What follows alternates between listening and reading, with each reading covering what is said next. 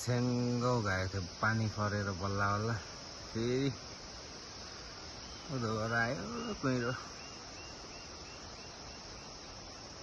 के गर्नु र कस्तो सन्चोकमा चाहिँ हिँड्छ नि पानी आएको आएकै हावाले धानहरू ढालेर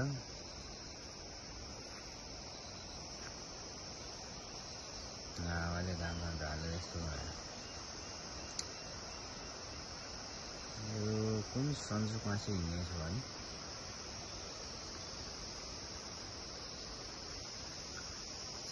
छुङ्गो घारेर चाहिँ हिँड्नु पर्यो भने त फेरि दिन त कालो हुँदै आएर कुहिरो आयो उधोबाट कुहिरो आउँदै गरेपछि फेरि पानी लिएर आइहाल्दछ कुहिरो आइसकेपछि फेरि पानी सुरु हुन्छ फेरि पानी पर्न लागिहाल्यो